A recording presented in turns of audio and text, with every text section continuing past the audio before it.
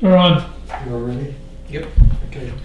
All right, it's Monday, June 27th, Selectmen's meeting. I'm going to call the meeting to order. The first order of business is to salute the flag.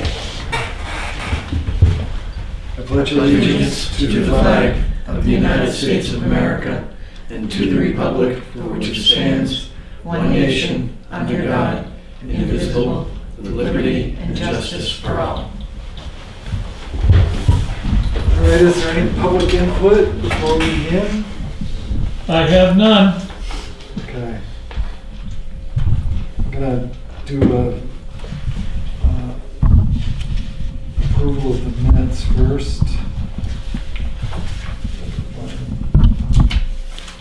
I've read the minutes and I don't see anything that needs changing. I'll move that we approve the minutes Okay. of Monday, July 13th, 2022. I'll second. All those in favor? Aye. Okay.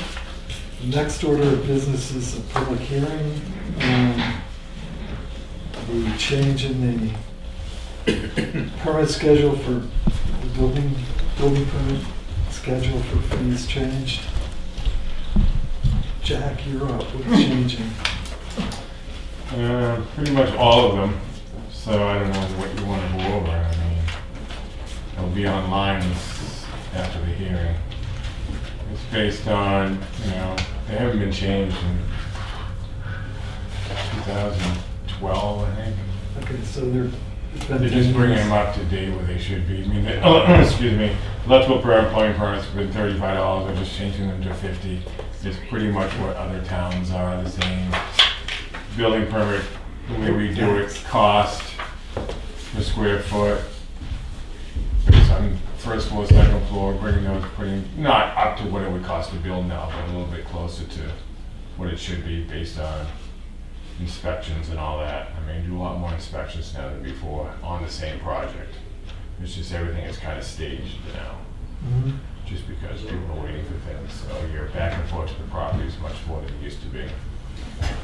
So they haven't been changed in how long? 10 years probably, if not longer. And naturally it costs the town more to Correct. have you Price as a of code gas officer and all and that, gas, yeah. insurance and salaries Yeah. and whatnot. Yeah. And you're doing a lot more inspections. Oh, ton more. So it's always been, or since I was a selectman the first time, it's been our position that your department should be self-funded. In other words, the To a permits. point, yeah, except for the health officer part of it, because Right. that doesn't bring any fees in. Yeah. Right? And the only one, just looking at the schedule, Yep.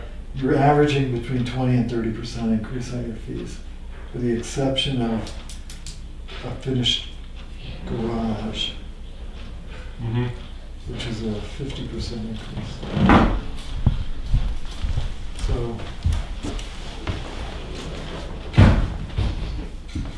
is there a reason for that? You got an unfinished garage at 45 to 50, that's a $5 increase. Right. But a finished garage, you There's a know, lot more to them now. I 50 mean, to 75. there's a lot more to them now, what they're doing to them. I mean, they're all insulated now, you go back to insulation inspection, they're all wiring, so putting plumbing in them, they're heated now.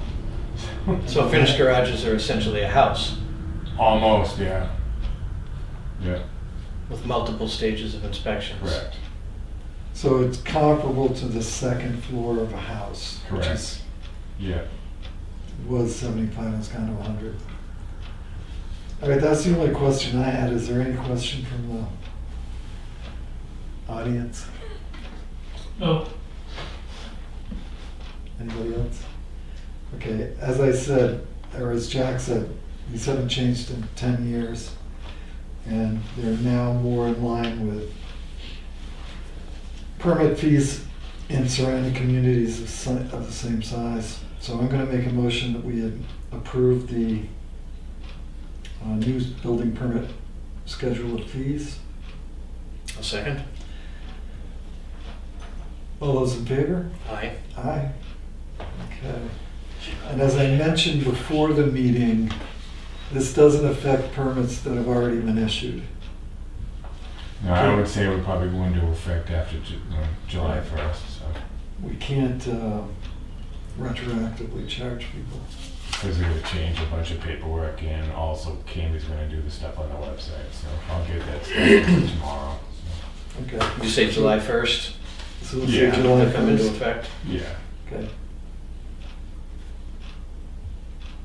so you're done here tomorrow. I'm on vacation till after well, not back until after the 4th, so then they'll be in effect, so. Okay, great. Our second public hearing, we don't have anything on it, is with the Conservation Commission.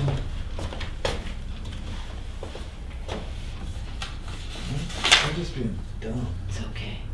Okay.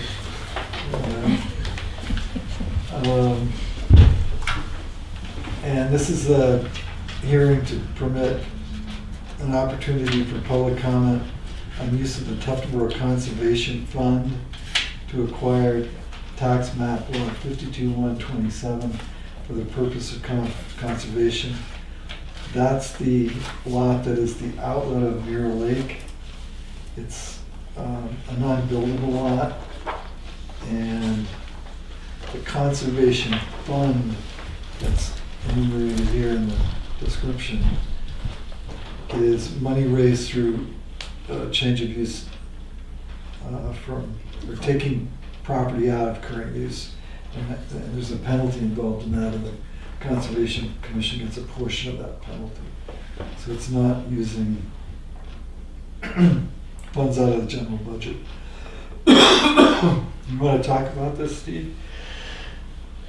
So what we're doing is that one lot that would give us access to the outflow of Mirror Lake. And you know, it's advantageous to the town for a couple of reasons. One, we have a lot of problems with beavers building dams across that, raising the level of the lake so that it affects either cyanobacteria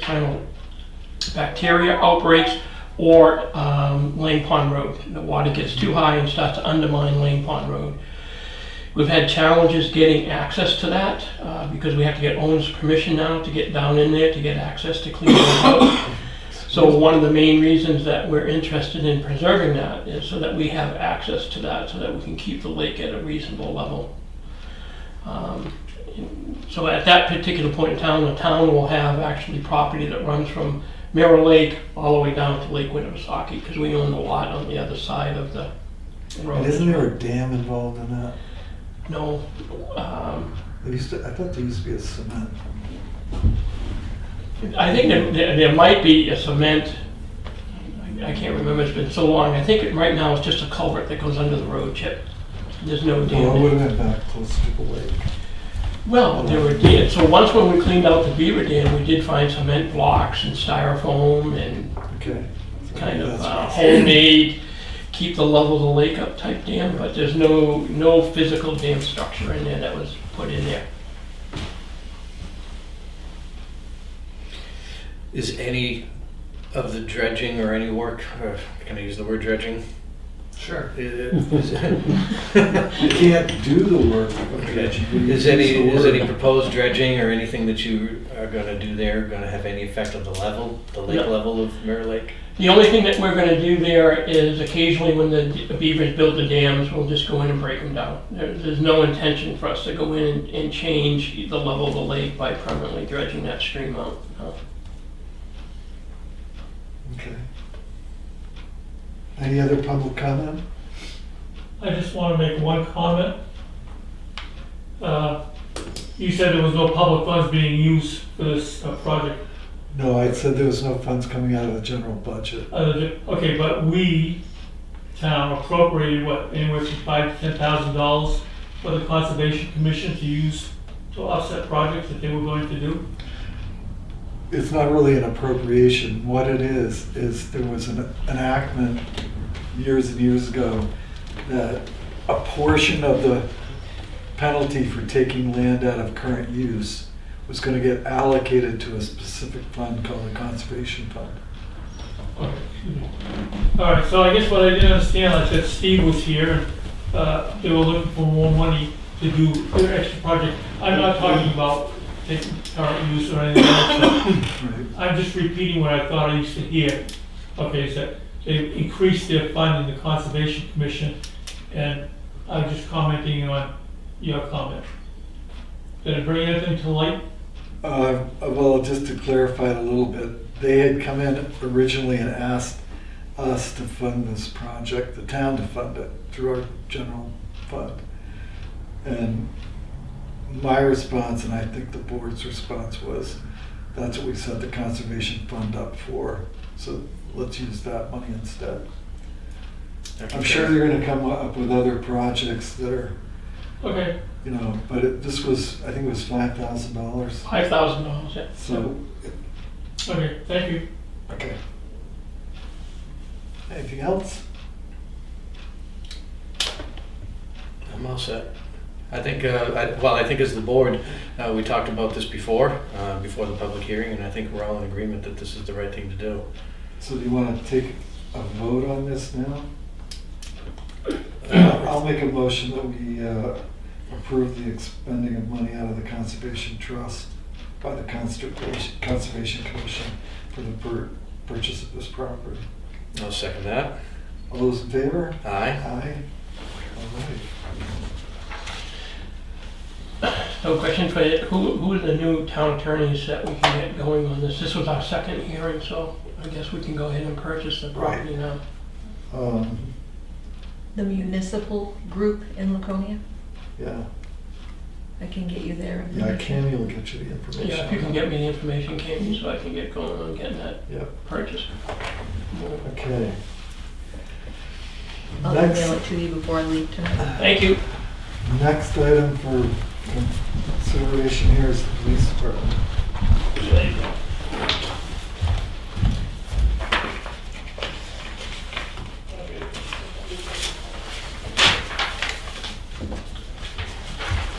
Thank you.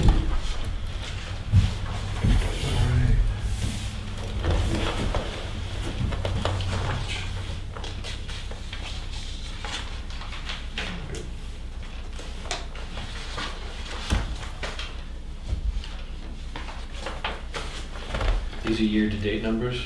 Yes. So the 50% drop in motor vehicle stops? Well, up to May of last year, we were fully staffed. This year, we weren't until end of May, mid-May.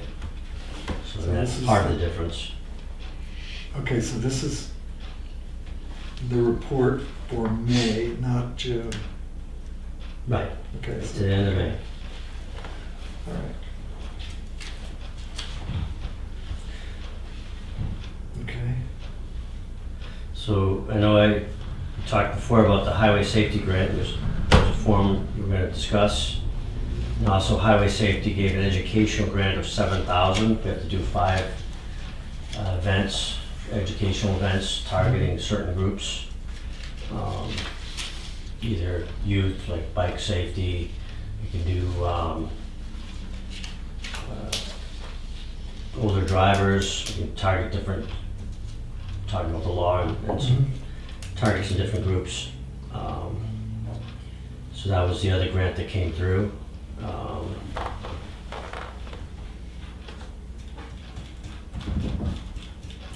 I did send an email about adding a fee for the cruiser costs on details.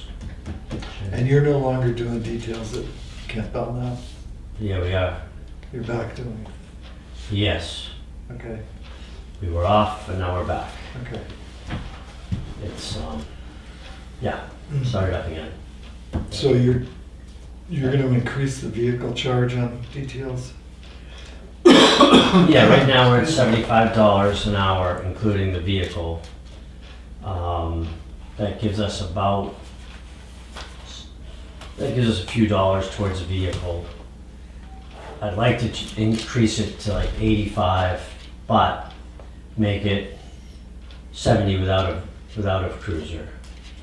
In other words, What is it 15, without a cruiser now? we just charge one flat fee, cruiser or no cruiser, 75. So, Excuse me, can I get a glass of water? yeah, go- absolutely. Excuse me.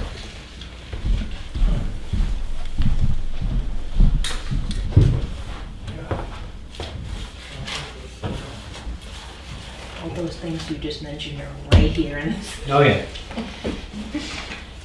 All of them. Yeah. There's the 7,000.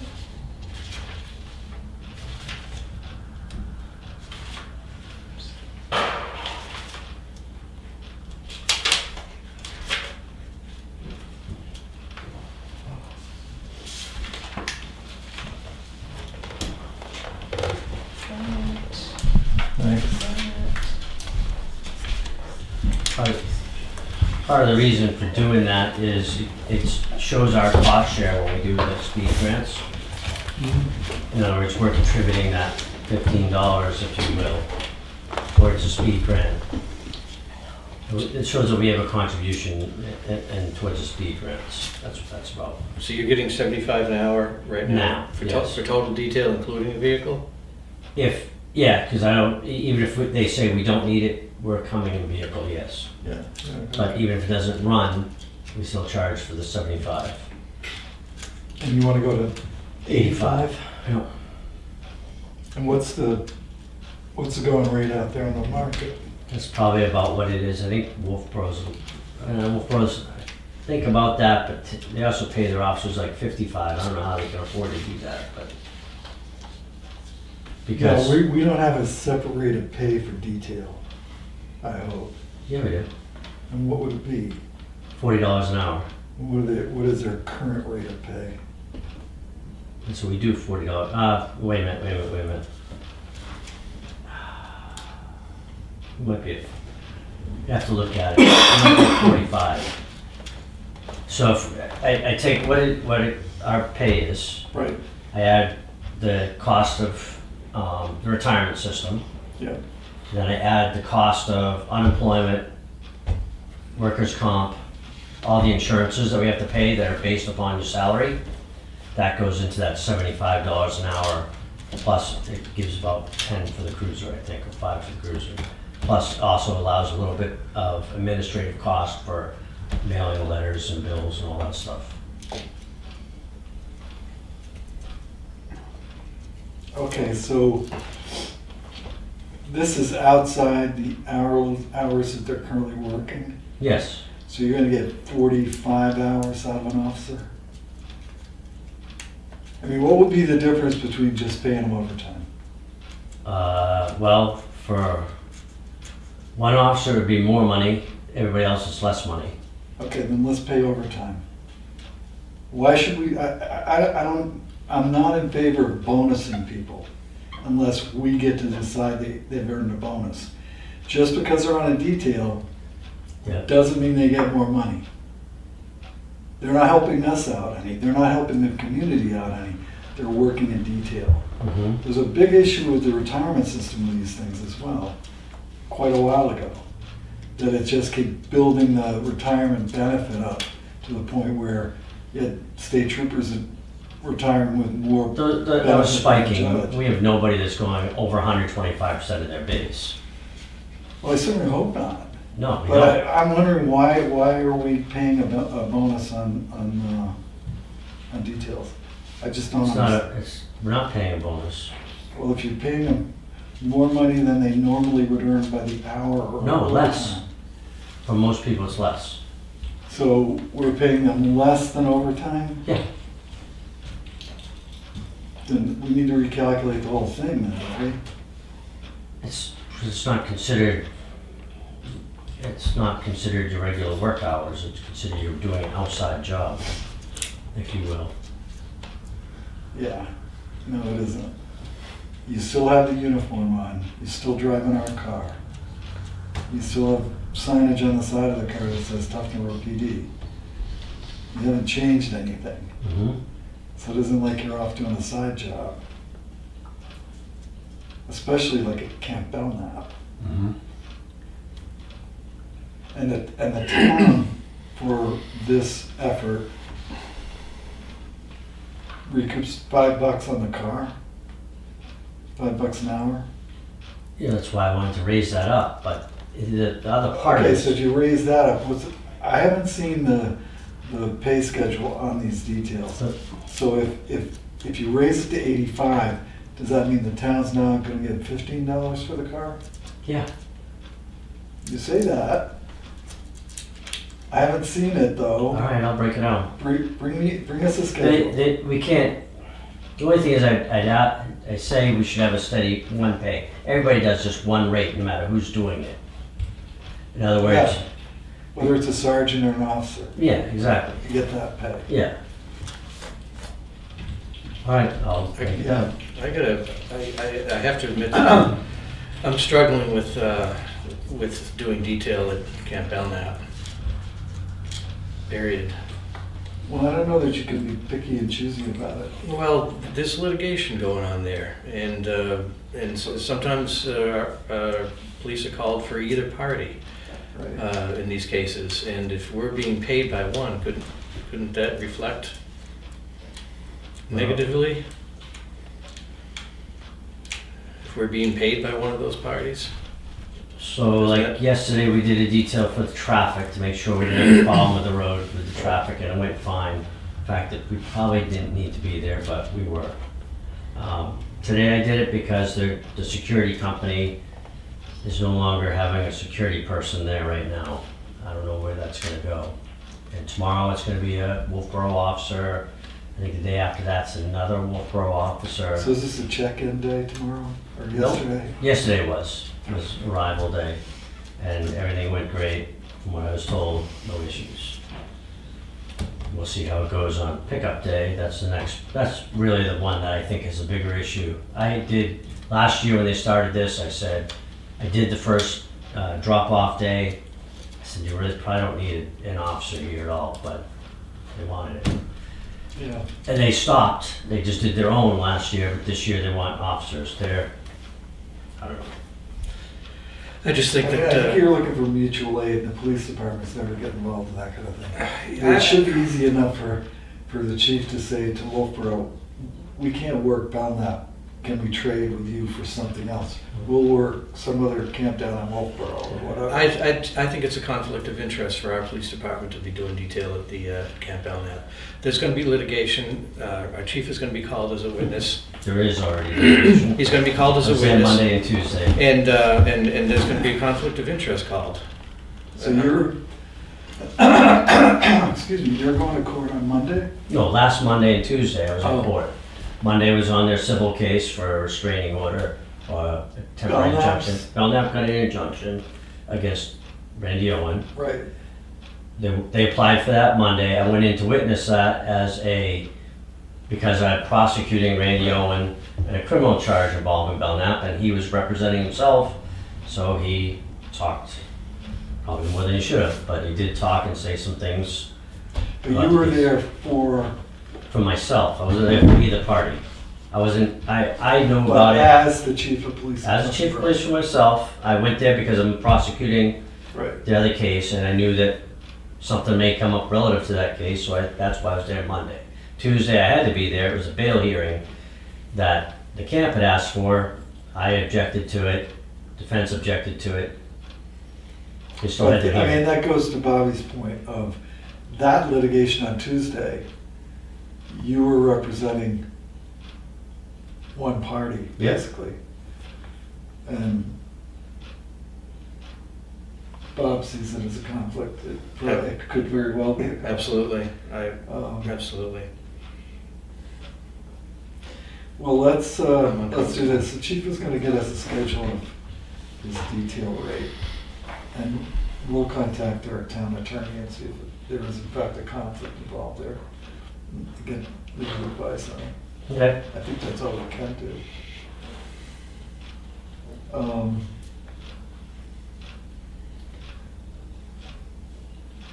I got 2 phone calls regarding that DWI that Abby Gillis was involved in. DWI, yeah. Okay, both phone calls felt like she was kind of hung out to dry with no assist until the state trooper got there. You were off in Concord, I believe, I was on my way back, yeah. okay? And the sergeant was off duty or wherever. Yep. So there she is with a alleged drunk on the side of the road, Mhm. waiting for some kind of backup. I mean, are we just gonna let people hang out to dry? That's the question I'm getting. I wasn't there, I have not been involved in this at all. So what are we gonna do? Get more officers so we double up shifts? No, we're gonna have a little more control over when people go out to assist. So you're looking to detail out some money to our officers. Well, the sergeant doesn't live out of town, does he? Well, he Yeah. lives in Wolfboro. Oh, probably, yeah. So he doesn't live that far away that he couldn't have come out. Mm-hmm. Do we have a policy, anything? I mean, it's, I don't know that she called me on the phone about, not that she needed assistance on dealing with the person, but with a technical question. And she called the sergeant about it. She ended up getting state police there, and Moltenboro was on their way. So why did she get the state police there? She didn't think she needed assistance. She needed some paperwork and stuff that she didn't have in her vehicle. All right. That it was about paperwork. I got there, the car had already been towed. I had to deal with another aspect of it. That somebody showed up to report that maybe this person hit a delineator post. I dealt with that part of it while she Yeah. dealt with the, So he was off the road. huh? You drove off the road and hit a, There's a possibility. okay. Can't prove it per se, but I guess, so that was the question that was posed to me. The question that arose out of my mind is, okay, you got a drunk in today's environment where 99% of these idiots have got guns, and all of a sudden you got an officer alone. I want a little more tightness in the operation. There's no reason for it not to be there. I mean, you're never in a situation where you've got all of your officers are out of town. So there has to be something in place so that we don't end up with a problem. And I'm not just isolating Gillis for this. I mean, if Tom had the same situation happen, or the sergeant, they still should be able to reach out to our department for help if they need it. well, we're limited to how many people we have, obviously.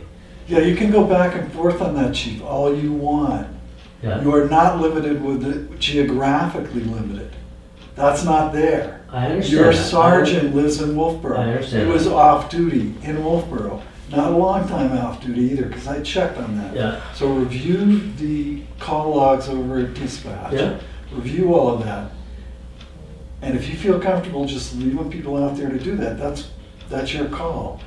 But I just want you to know, that's not the way I'm looking at having this thing run. It's not a safe situation. I mean, if it was regular traffic stop, yeah, no problem. But someone who's impaired mm-hmm. and could have run off the road or whatever can become difficult. You don't have to tell me. Yeah, Done this 34 years, so, right. and oftentimes alone. And but you're now, you're the chief. Yeah. Okay, be the chief. This needs to get tightened up, however you can. Maybe you never tighten it all up, but you need to tighten it up a little bit. I don't need to get phone calls on this from people in law enforcement who felt concerned. That's all. So, I mean, I've only gotten 2 phone calls ever as a selectman from law enforcement. So it's an occurrence that's not normal, and that's why I'm bringing it up. Okay, Okay? I was surprised. I was No, too. Well, she didn't indicate to me any issues, so, Well, but, check the call log over there at dispatch and see I what will. happened. And this, Robert? Nope. Did we beat him up enough, you think? Or should I keep going? He's like our I can't say that.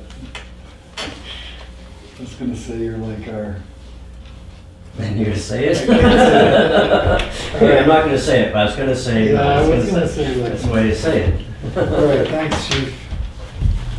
And the grant, oh, one last thing. The grant, you need some action on our part, or we've already done our part, haven't we? There was a letter about me being able to do the details. No. The $7,000 safety grant? That, I gotta look at it, I don't think there's anything on that. Okay, all right. Thanks. Fire. What have you done wrong? Tell me.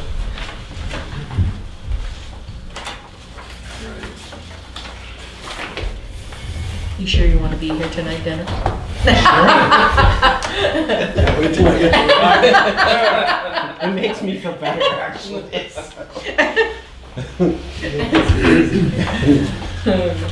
Who was that in the dump truck? That was a local dump truck as far as, Yeah, does it have a name? yeah, it, give me a couple. Public seconds. shaming is fine. That's what we do here. All right, go ahead. All right. So currently for 2022, we've responded to 71 fire calls, 122 medical, 59 service calls, 5 special details for a total of 257.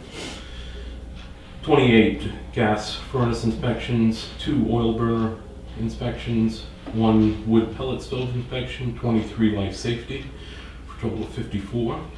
And as you can see, between 2021 and 2022, we've done less this year.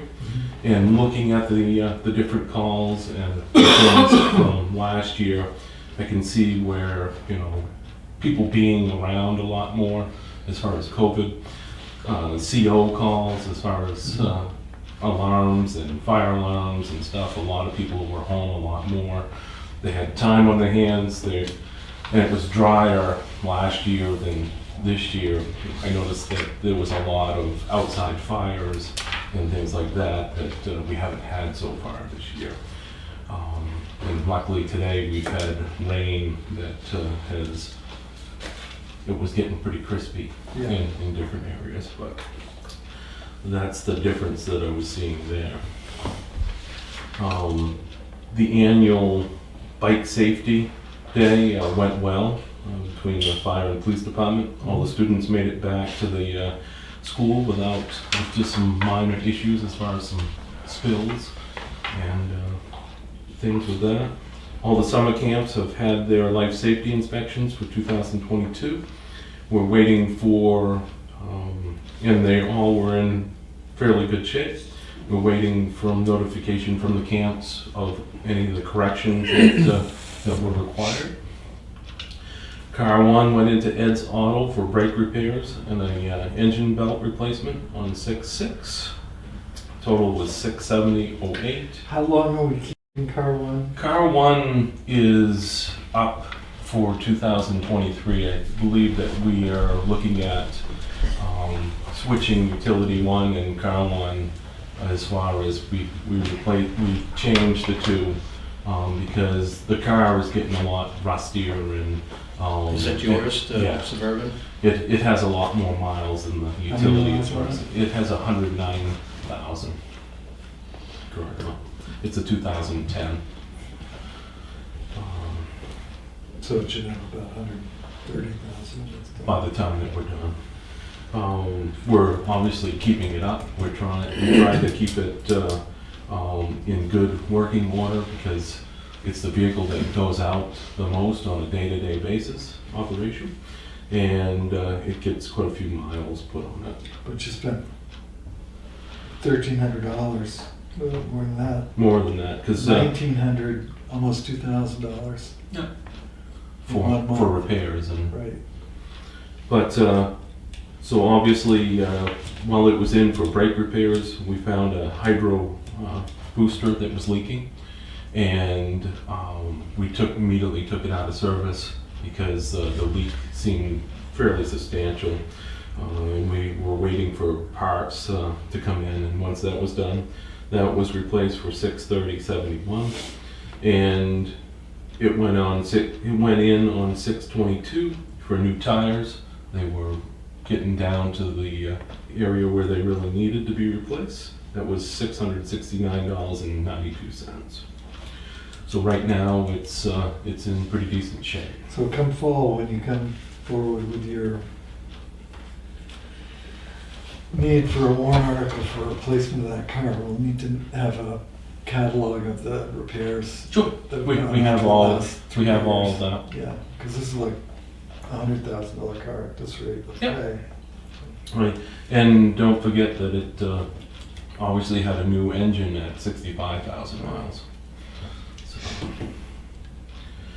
So, town has been notified by the state that we will not be eligible for grants such as the $50,000 Gopher grant that the Emergency Management Department applied for 2 trailer signs, and the PD applied for radio equipment. The sign trailers would have been shared between the Emergency Management Department, Fire Department, PD, and Transfer Station. We need to have a current hazards mitigation plan in place.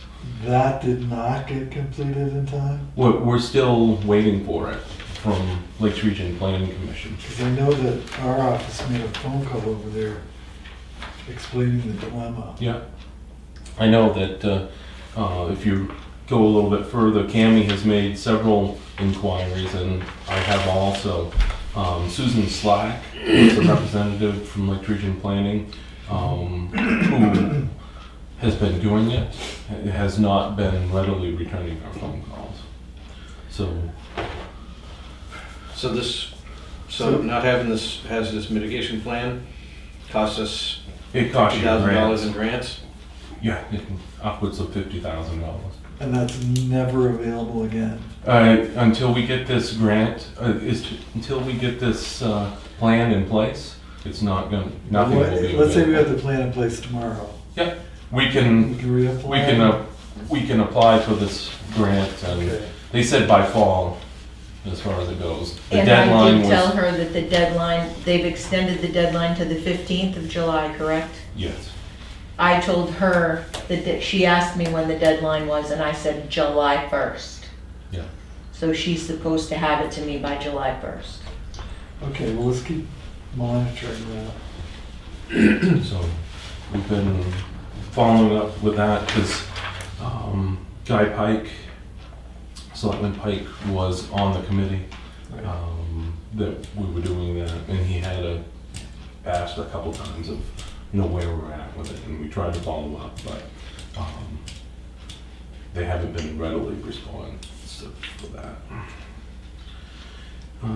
6/4, department was dispatched to 20 Farm Pond Road for reported firearm activation. We follow up 911 call when the homeowner returned check home, reported smoke in the basement. The first alarm was started and canceled once it was found that the fire was in a plastic trash can and had not extended to the structure. Early notification from the home's monitored ADT system saved the home from significant damage.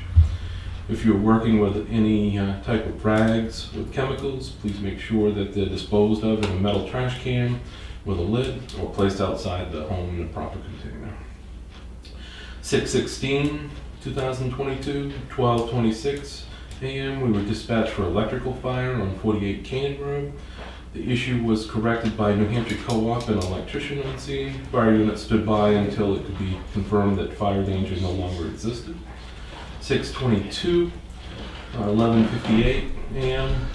As you're aware of with the picture, a dump truck with a body up took down a pole, all the power lines, phone lines, cable wires in the area of 80 Durgan Road.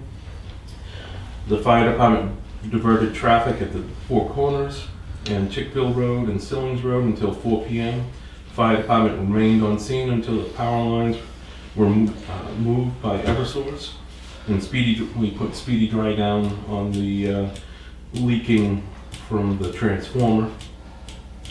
Once the vehicle was removed from the wires and danger and public hazards were mitigated, the utility company took over the road closed, and the road closed remained until Clean Harbors came out to clean up the spill, and all the power lines and utilities were back up. And that was until late evening on the 22nd. 6:24, structure fire, first alarm, basement fire in Wolfboro, 228 Sewell Road. 9:59 a.m., we responded with 6 personnel, engine 2, engine 4, and car 1. 6:25, 3:38 p.m., building fire at 18 Center Street, Wolfboro. Units canceled, diverted to a boat accident with a water skier on Back Bay. Car 1, boat 2 was canceled en route to that. 6:27, I received a call from Kathy Pounder, the administrative assistant, reference a parking complaint at the Mirror Lake Fire Station over the weekend. The parking lot was apparently full of cars, trucks, and blocked the neighbor's access road. No one asked permission to use the parking lot, and no permission was given to anyone to park there. At any time, was there any obstruction to the fire department? They apparently did not block the doors, but it was my understanding that if you wanted to park there, you wouldn't find a parking space. So like if your people who wanted to respond, they would Right. have had no place They to would park. have no place to park. And I am not aware of who actually owned the vehicles in the trucks and stuff that were parked there. Are there any no parking signs? There's definitely, I believe, in front of the station, but it's not as well marked as the Melvin Village Station. It says fire department personnel only or something like that. Maybe we should, Well, and there are RSA's involved in parking for the fire stations. yeah, I know, Yeah. but maybe we should put up a few extra signs. I mean, I believe that we have them, so we can come up with those. I know that in years past, there was an event on Tufton Neck, I believe at Pitt Point. They asked if they could park there, and we had told them, you know, as long as they kept the access road open. So and when it was that? That was either 2 years ago or last year. So they took this permission as in perpetuity? I have no idea. I don't even know where the event was. It was at Pittsburgh. It was at Pickle. Yeah. So, in that particular case, someone came to us. They asked if they could use the property. We okayed it, and with Selectmen, and also as far as this is what you need to do, this is what you need to open. In this particular case, no one came to us, Well, they didn't come here. so no permission was given by the town. All right.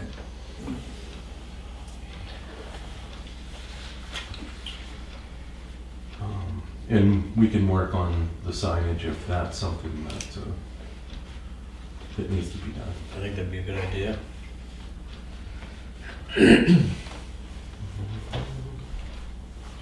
The airboat went to Melvin Marina in Ossipee for welding of cracks in the airboat at a cost of $1,232. And the department has been paying a 2-hour minimum call in for call numbers between the hours of 10 p.m. and 7:30 a.m. We are looking at changing the 2-hour minimum to Monday through Friday, 5 p.m. to 8 a.m. During the weekends of Saturday and Sunday, this would be for any time a call is received, because there is no one in the fire station on the weekends. A survey of neighboring departments shows that they have been paying at least 2-hour minimum for all calls.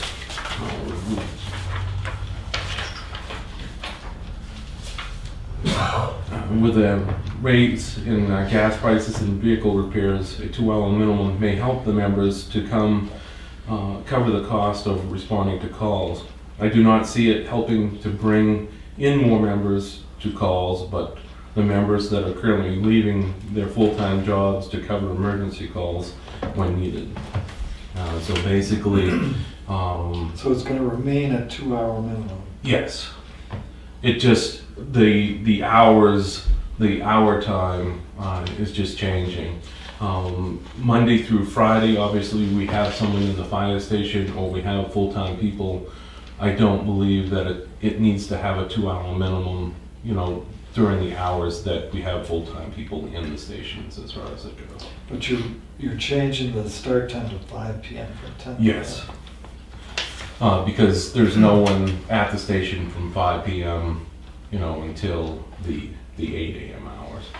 And there's no one there on the weekends whatsoever.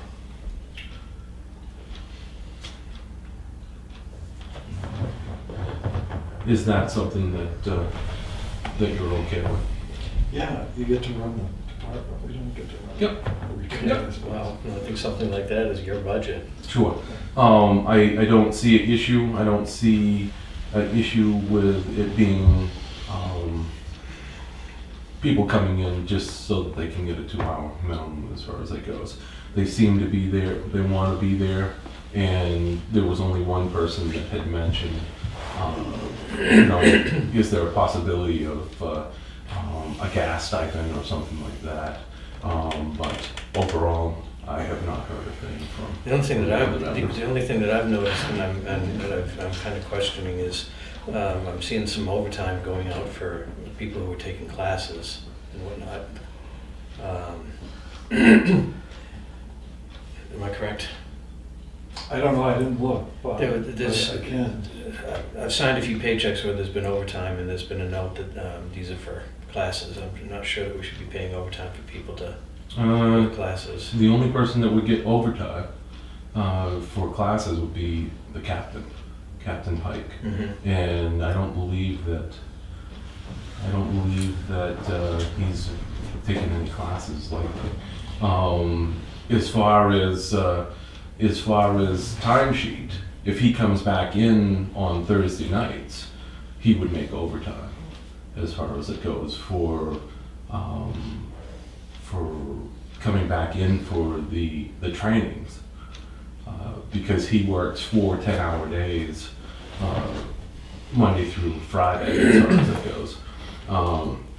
He works Monday through Thursday, he has Fridays off, he works a 10-hour shift. So he would be making overtime anytime that he came back in for fire calls, or for any training that he did. But he's the only one that would make overtime. I am, as far as, I'm salary obviously, so I make no difference, but the captain's the only one that would be that. Okay. If you can just let me know if that is the case, as far as if it's him coming back in for the trainings. I don't remember who it was. I saw somebody getting overtime for training, Okay, and it raised an eyebrow. okay. But the training isn't available other times during his regular shift. No. Is that what you're saying? No, there's no training that we do, as far as Thursday nights, that would be his regular shift. Okay. He ends at 5 o'clock, anything that he comes back in. And he has not abused as far as coming back. Anytime that we've asked him to come back in for calls as far as structure fires or whatever, he's come back. Otherwise, you might not see him. Okay. As long as you're comfortable Yeah. that overtime isn't being abused, that's all I'm concerned Right. about. He only has a certain amount of overtime that he can get in a year. And I really have never seen that abused as far as from the timesheets that I see from Okay. week to week. But if you have a question for that, That was- I'll be that- more than glad to That was my look question. at it. Thank you. You're welcome. I met with the state representative on the 22nd, Brody Deshays. Mr. Deshays wanted to meet, as he is our new representative for Wolfboro Tuftonboro. We discussed Just clarify that. Yep. The new representation for Wolfboro and Tuftonboro doesn't begin until next year. Okay. So he's not our new selectman No. or representative. I hope not. So. He's gonna be running for that? office. Okay. So he is one of only a few, or the only one in 22 years of me being chief that actually asked to come in and sit down and talk as far as representative. Representative John McDonald was scheduled to meet at the same time but had a family emergency. But it was been very informative as far as the information that he had shared, and it was good to see that he had the concerns. Well, that dump truck made a mess, didn't he? It did. How bad were the blueberries hit? I don't think it bothered them whatsoever. Still haven't found his name. It was the same company that took down the wires 2 years ago. Ah, so it's a tradition. Yes, Nice. but a different driver. Baldwin.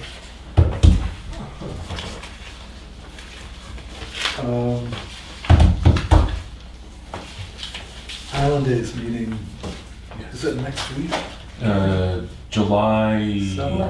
15th. 3 days on the islands, I like it. It's a Saturday and in. Oh, the island thing, yeah. Yes. So. Sorry, I thought you were, Was because it? you're taking Rod out on the island Ninth. on the boat, and that's Well, what I was it's thinking about.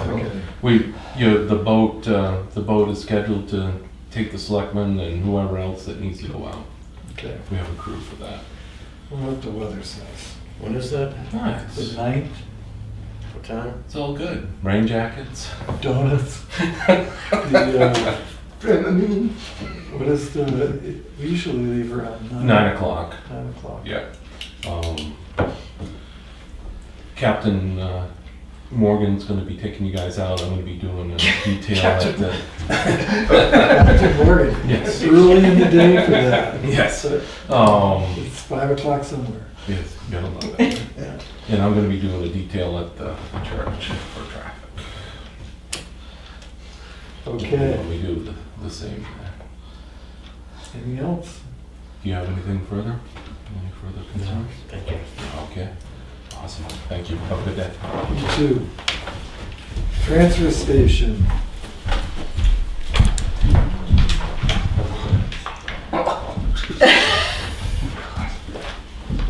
If you're not having fun, you're not doing it right. Yeah, that's what I think. Put this in the calendar now. Yeah, we'll remind you, Bob. Good. Thank you.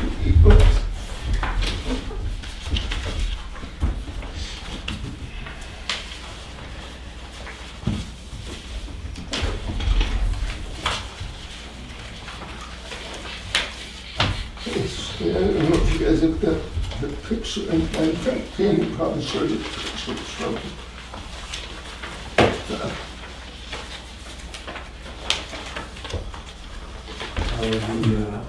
Is that still in the works? No, I think it's been resolved, but those are the pictures of that.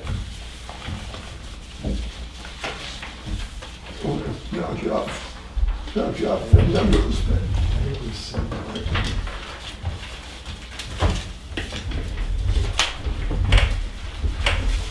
so what I gave you here was the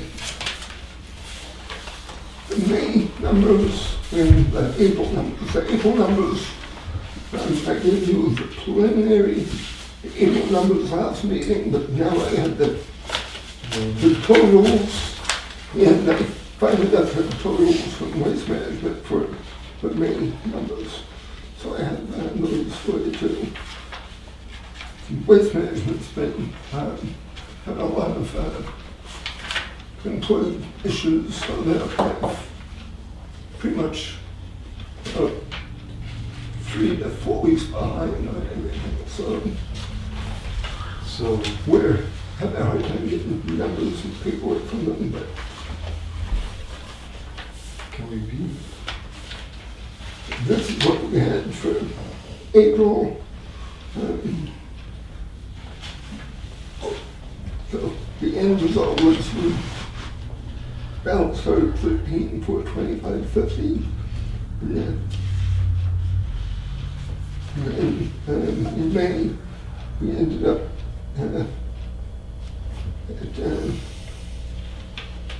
basically our cost at the end of the month was 15. So it was over 5.4. After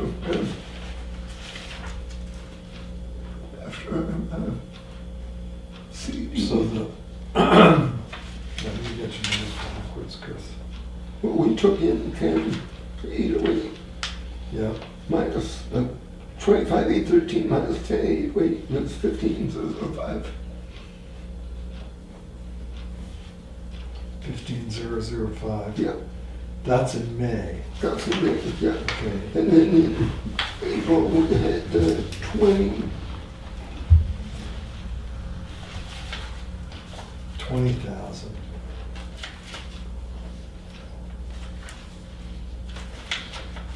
So 31.6 is what you got year to date in those 2 months. yeah, if you look at 2022 total, the total income was 30,273. But man, they didn't print you off of that, but I have it written here, So 30,233, 273. 273. I have it broken down. Line items. And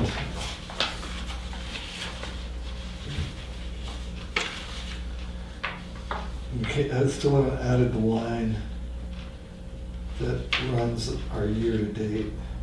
Yeah, I have that. It's on the, it's on the other page. It's on the grand. Hidden page. Yeah, it's not, I didn't put that one off. It's on the other one.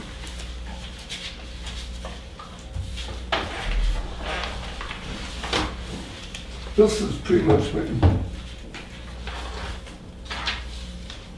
And no rate increases from waste management or the fuel situation that's going on.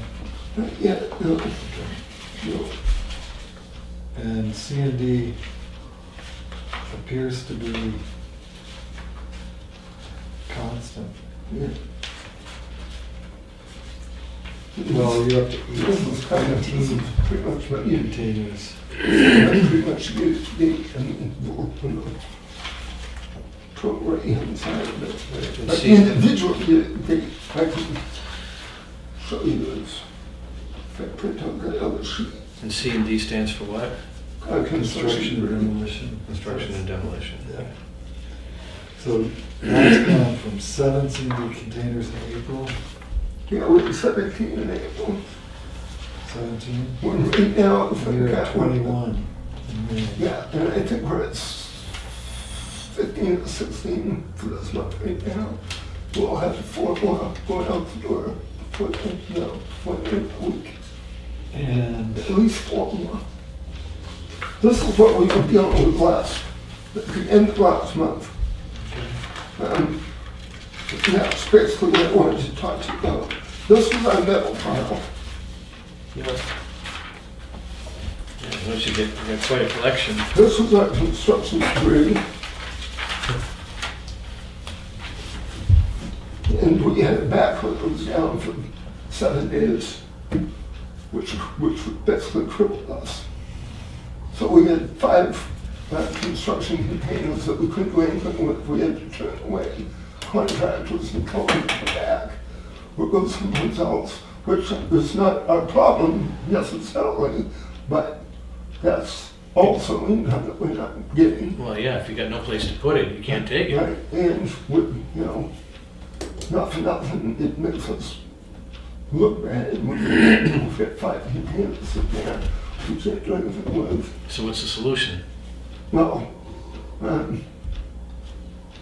get the backhoe in good shape, or fix it, or replace it. Is it back all in rough shape? No, it needs to, we should put some money into it. What's wrong with it? Well, it's 2005.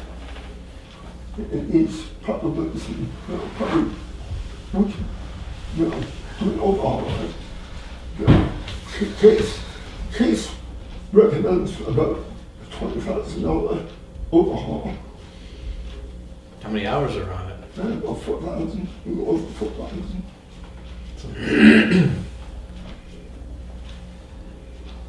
I've been talking to him since I've been here. And the big push was to replace it. And I don't think we need to replace it. My idea was, and last year my idea was replace it with a loader, because we need something bigger to take care of the plowing and take care of moving containers, things like that. Keep the backhoe, fix it up, just use that for pushing down the construction debris, moving construction debris from one container to the other, because that would be minimal use, and we wouldn't have to use it for plowing all the time and running it so hard. But we run that thing, 5 hours a day, every day, and it's just, in winter time, it's every snowstorm, all day, every day, it snows, and it runs a lot. Getting worn out? Yeah, I mean, it's just, it gets used a lot. It's our bread and butter up there, and we bought it used. If it goes down, we're in trouble. We were in trouble a couple weeks ago. And it's not just as easy to call Jim Bean up and say, hey, we need that though, because that's his bread and butter. Right. You can't call Steve Hunter and say, hey, Steve, we need to borrow you back though, because that's his bread and butter. Do we have our rental opportunities? Well, yeah, we can rent one, but it's, it's $1,000 a week, $1,500 a week. And Right, but how much revenue did you lose? that's hard to say. It could be I know. 400, it could be 2,500. Right. But, it could end up being a special item for the budget, because I don't have that kind of money in my budget. Everything's fixed. Yeah, well, It costs me 20, almost 2,500 to fix it. I have a $4,000 maintenance budget for my equipment. can you get an estimate from Case? Yeah. And bring it to budget Yeah, season? no, I will, yeah. I mean, if that's important. Right. Yeah. So it looks like you're falling behind revenue versus expense on C&D. I think you're upside down by about close to 10 grand. Are we not charging enough again? How do we charge? By the load. By the pickup truck full? Yeah. Whether it's a pickup truck full of shingles or a pickup truck full of Feathers. Yeah. feathers, Yeah. you charge by the pickup truck full. Yeah. How do we pay to get it removed? It's paid by the ton. Right. So if we're paying by the ton to get it removed, wouldn't it be wise to charge by the ton? But if we had scales, we could do that. If we had a scale? We could set we could say, Right. $15 a thousand, or whatever. We've gone down this trail before though. Yeah. We had scales, the cost of scales is not justified by the amount of C&D we have. It just doesn't work. We have to open up the transfer station out of probably other So towns. we had adjusted, or Chris had adjusted the rates. And it's generally not the guy in a pickup truck or load of shingles, it's the guy in a trailer, Hmm. the half a house. Mhm. That's the killer. I mean, we're not, anyway. We thought we were in You pretty need to good shape. review, you need to review your numbers. We need to be as close to zero as possible, cost to expense. And if it isn't, we need to talk about C&D again. I mean, we're not obligated to take it. So we can take it by the pickup truck for the homeowner and not do contractors. And we discussed that prior to you coming on the board on a couple of occasions. But if it isn't gonna work out, if the average taxpayer's supplementing the building or destruction of a house on the lake or wherever it's happening, because the contractors and the homeowner aren't paying enough to get rid of the debris, then, you know, that's a problem. Well, the contractors are taking it here because it's cheaper than getting a dumpster. Yes. Right. We shouldn't, It shouldn't be cheaper. shouldn't be cheaper. And we had a good run going last year, so we need to get back to that. Turn it to You know, one. I just said it was more expensive for him to bring it in. It doesn't make us any, it doesn't help us out at all to have, you know, 17 or 21 C&D containers going out of the transfer station on a monthly basis. So, yeah. Has previous boards of selectmen discussed the scale? Yeah, no, we went through the numbers, we did the whole thing. What does the scale cost? Mm-hmm. The implementation of putting it in, the operation, and it gets to the point where it's not cost effective because our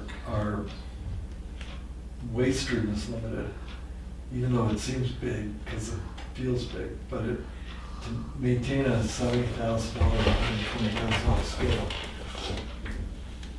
the numbers just didn't work. You never get a return on it. You should be open at least 5 days a week. Mm-hmm. You're gonna run a scale, and then you have training and all the rest, and certification every year on the scale. Mhm. So we did walk through the whole process. And Chris had come up with a plan to mitigate the scale. It's falling behind. It did work for a while. Yeah. We'll take a good look at it, because you're not there 100% of the time. We'll have to get back on track. Yeah, you need to get back on track. Anything else, anything less than the scale is subjective. Absolutely. Absolutely. But I mean, then double the rate, I don't have a problem with that. It's, our direction to Chris was that we don't want it to cost us money. Or we don't want it to cost us twice as much to get rid of it as we're getting for revenue. Mhm. Because that means the system's broken. Mm-hmm. You know, we can bring it up again, Bob. I don't have a problem with that. I know it's a lot more. I don't want to rehash something that's already been hashed, but clearly there's a problem. Well, and We I don't have have a to, resolution. I have to assure you that it wasn't a problem in 2021. It's becoming a problem again in 2022. So we need to go back to that methodology that we used in 2021, where, I forget the percentage, but it was less than 20% cost to income. It started to rear its in 2020. Yeah. We started to We pushed the rates, and now it's back keep again. curves appetite in 2021, and now it's starting to make its way back in. Okay. No? Okay, I hate to do this to you, Chris, because I did it to you in private once, but I'm gonna do it in public this time. I got an email here. Surprised and shocked to see this sign on the bulletin board at the supervisor's office. Black rifles matter. Generally display of political opinion by public employees in public spaces is not allowed. It is not allowed. There's an RSA that does not allow that. This office is a public space, not a private office. The supervisor is a public employee. His salary is paid by the taxpayers. Taxpayers own the property, not just those who might agree with the message displayed. Personally find this sign offensive, but I would also point out a political sign with which I agree is inappropriate in a public space by a public employee. All political signs are inappropriate. So I was up Saturday, I didn't see this sign. So, but I just want to put you on notice that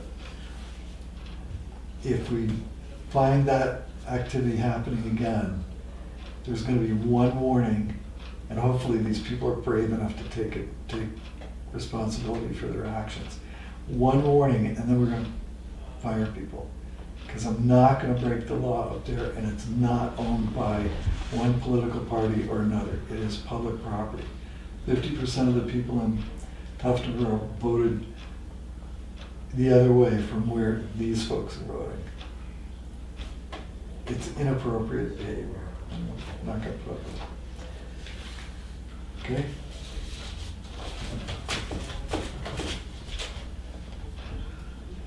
Anything else? Nope. All right, keep up the good work. Thank you, Chris. What we've got, what we done? Yeah. Unless you got something new. Yeah, I got a bit more stuff. Oh, great. Great. So we've got 16,000 pounds of cardboard on site, 3,572 pounds of aluminum, 1,500 pounds of lead acid batteries, 4 probably fullers of brush that we need to get hold of at some point in Are they time. hauling that or chipping it? Because I saw there's just a chip pile down there. Or maybe it was just. Those chips that we pushed over the Okay. bank. Scrap metal, we've got about 15 tons on site. In training, we sent several people to training. Because the people up there have to be certified to keep their license. Contrary to what some people believe they can, they actually have to be certified to dump attendants. The police won't run if they aren't. And do we have, yeah, good work. Do we have a hazardous waste day coming up? We do. The last day in July and the last Saturday in July and the first Saturday in August. Sorry. Gunshots in there. So the last Saturday in July Yeah, is hazardous waste yeah, day. And are we in conjunction with anybody else? yeah, all the Lake region, Okay. yeah. And I haven't heard anything about your environmental testing at the old landfill. Yeah, You yeah, got- yeah, we got that report from What's her name? from Dave Alwine, and we sent that to Colin. Okay, so that's all. That's Other done, than yeah. that, nothing other than that happening. Okay. Great. Fine. All right, good, See you. Thank you, Christopher. all right. All right, the next That memo, Yes. is the library.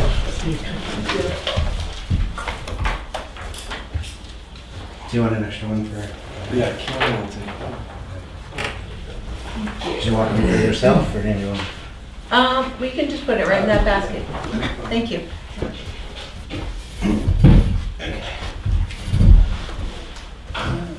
Okay, so the top page is our circulation statistics.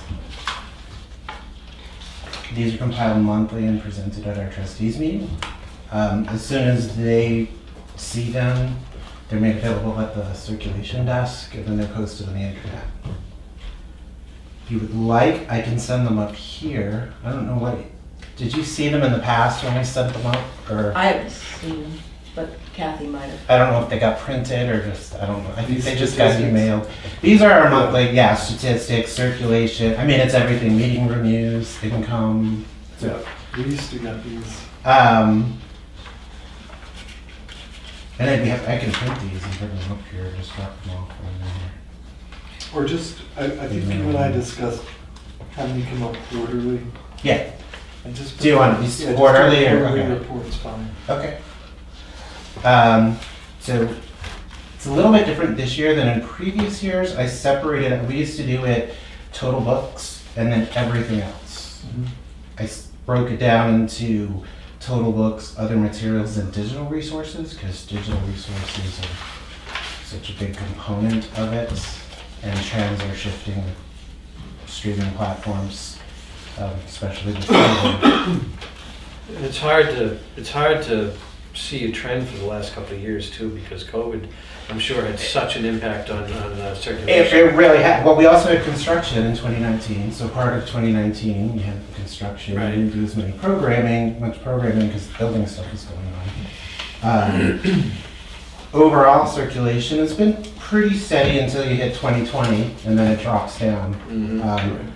Books on the second page, like in green, is pretty steady, but you can see where 2020 it dropped down, and we're coming back up. Right now, we're running between close to 95% of what our book circulation was. That's good. Whereas media, DVDs, books on CD, those like tanked. Right. And now, I mean, we're running maybe 2/3 of what we were.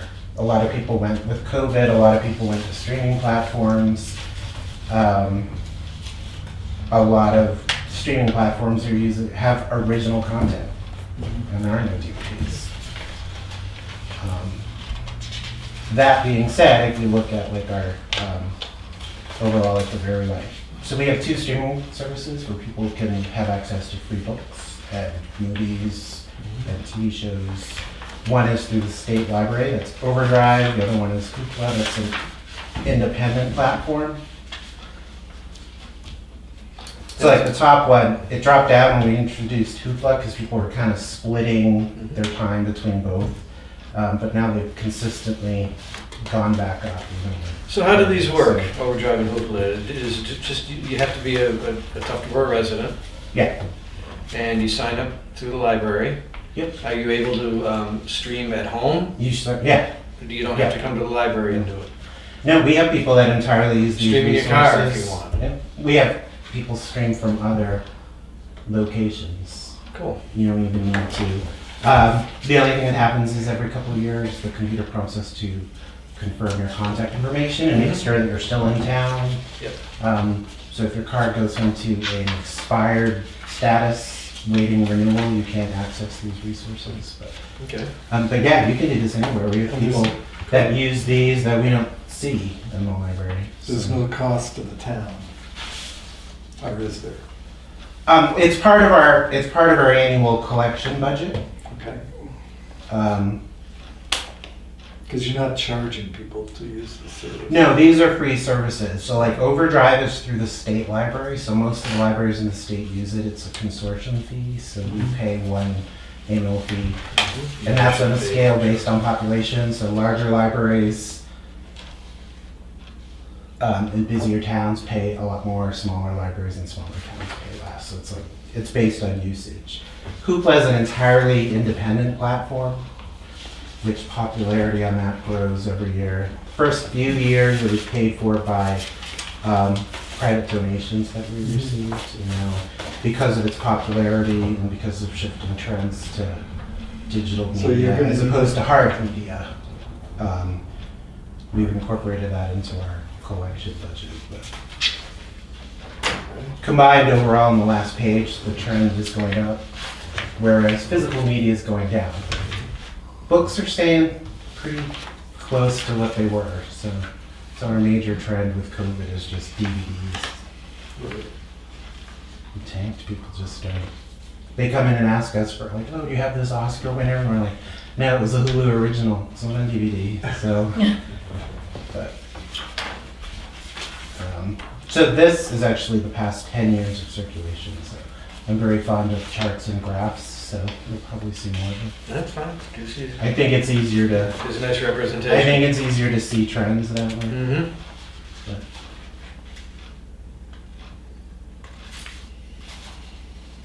But. Overall, in the last 10 years, it's pretty consistent. It's pretty consistent, yeah. More or less. Till you hit COVID, it drops off a little bit, but and books aren't, too bad.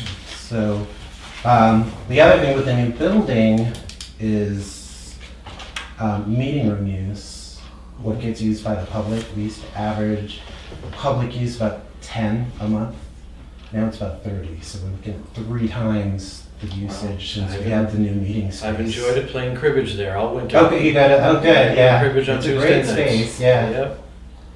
Yeah, we had candidates night there. Yep. So It's a And you've good got events space. coming up, I see that. So this is our, and I can include this quarterly, like our event schedule. So this is part of our annual summer reading. We've been doing this for years. Fortunately, we're returning to in-person programming. So we have a full schedule of events, which we haven't done in the past couple of years because of COVID. So it's nice to be able to go back to that. And this is like the 5th, maybe 6th year that we've done to benefit the Humane Society. So, Very good. Any other issues? I don't think so. Everything for building stuff is completely done, so there's nothing left over with the building project. The only two things I don't think you knew about maybe is we had a rain gutter installed over the back entrance that you use like when you go in for cribbage, because melt off was hitting that walkway. So we had that done. That might have been like not even $500. And then the flagpole, which is now lighted properly at every time. That was, Guy brought that up. So we'll make Yeah, sure did you know about that? It was tied into, our outdoor lights are on a timer, so we can turn them on, but then when the timer runs down, it goes off. So unfortunately, Yeah, I the figured flagpole lights were tied into it, so when Yeah. we turn them on, it was great, but then That's the a problem. lights. If you leave the flag up all night, it's gotta be illuminated. Yeah, and the new flagpole is great, Mhm. but it's really hard to get the flag off because it has like this plate that's screwed on, and Sure. you have to, yeah, so. But now that's all working properly. And the only ongoing service we have a quarterly service on our heating and cooling system, which that's due in a couple of weeks. And then every 2 years we have the septic done. Who does your service on your heating and cooling? You know? It's the company that installed it, so. Okay. I think it's at a- Sorry, it's irrelevant. Laconia. I'm just curious. I'm not sure the name, I'm not sure the name. So whoever installed the system, it's the same guy that comes in and does our Okay. quarterly. And that's all of it. He does everything, the inspections, the cleaning, the filters. So he does that every 3 months. Very good. The septic is done every 2 years. That was just last month, so we're good for 2 years. Okay. So that is that. So whatever specifically, I mean, you would like in addition to statistics and Marcia Hunter's our treasurer sends over all the financial stuff. Yeah, we generally get reports on that. Just if you have employee issues that, Yeah, you know, you need to replace somebody or yeah, get rid of somebody. And if the board has any requests. yeah. Great. And if there's gonna be any major shift going forward as far as the budget is concerned. Oh, right, yeah. Like a little heads up on that. Yeah, well, I'm already working on putting together like 5 to 10 year Yeah, studies of different line items and stuff. and I don't know, you don't have any capital improvements going on other than your addition is already Yeah, done. everything's, Yeah, everything is done. good, So, thank you. oh, you're welcome.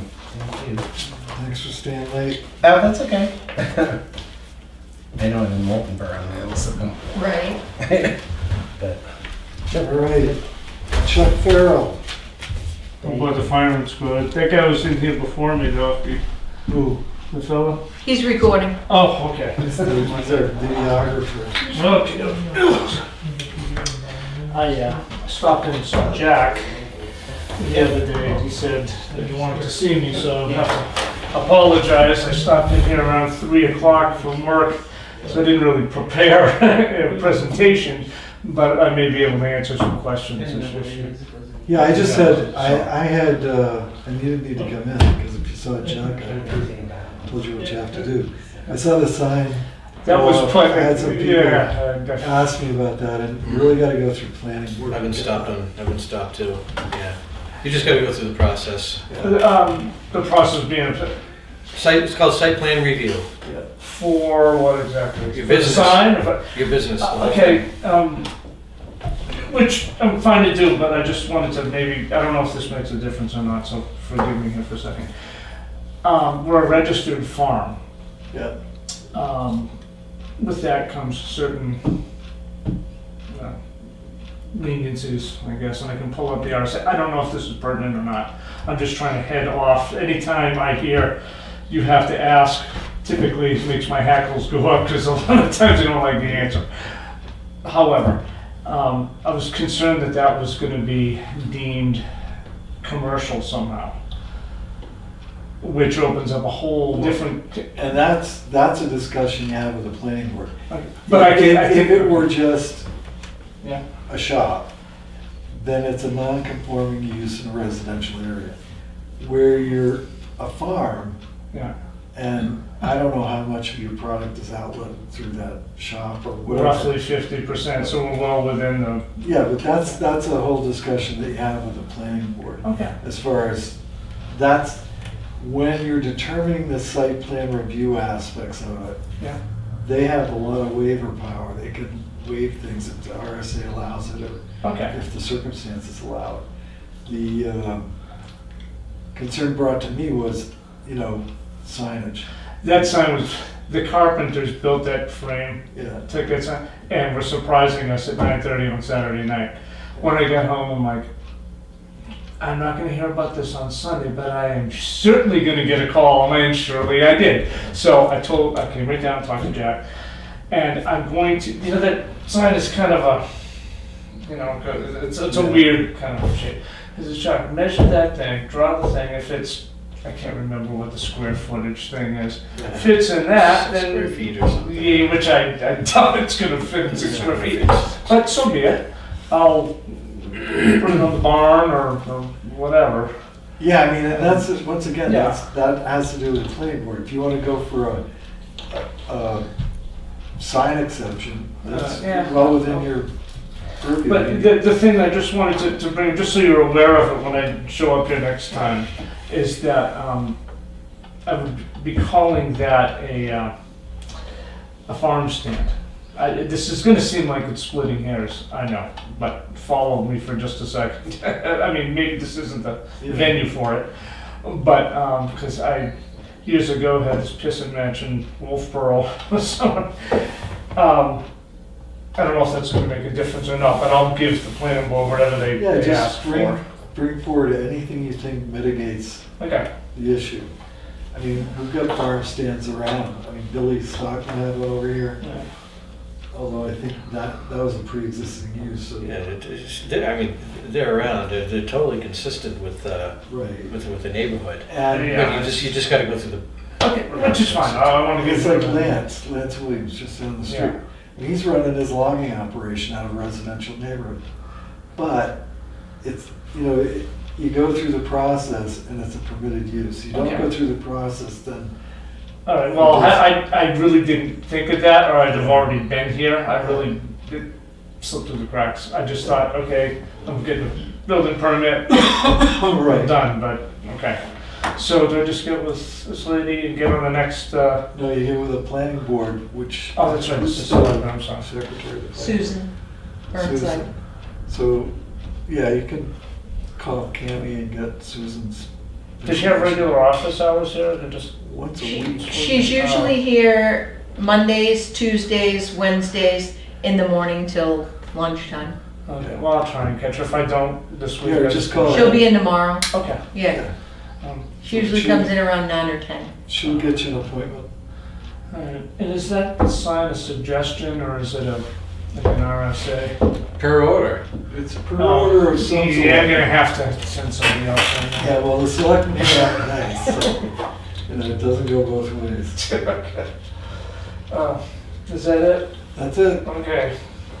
I would be remiss. It wouldn't be it. Listen, I'm a born again capitalist, so I have these in my truck. Well, good luck, I wish you the best. Come on up and see her. Yeah, if you don't go to the planning board, you will hear from us again. Well, I'd love to hear from you, Chip, just not in an official capacity. All right, thanks. Thank you. All right, signature file.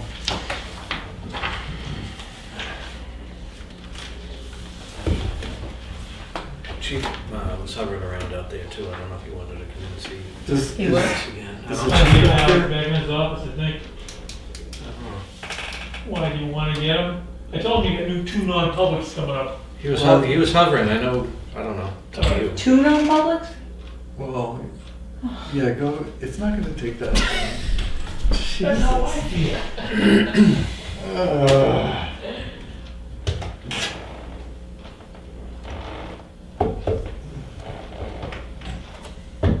Making people happy since 1951. Mhm.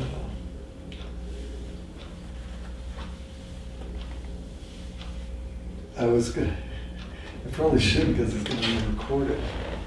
Then don't. I won't. I will in non-public, just so you know what I was gonna say to the chief.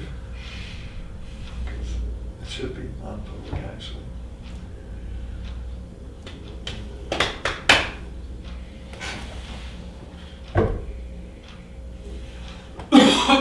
Excuse me.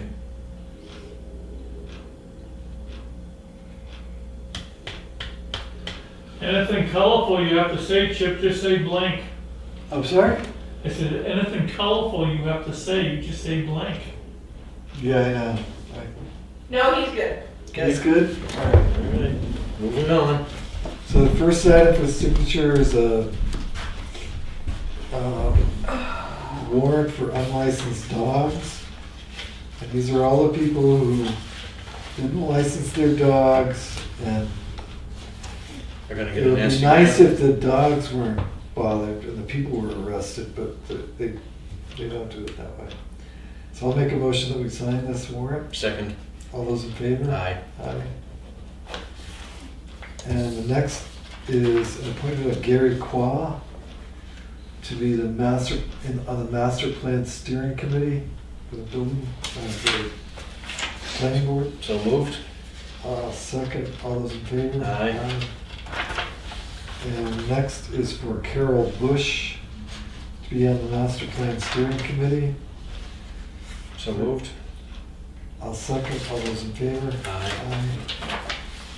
And next is Gary Madoff, George.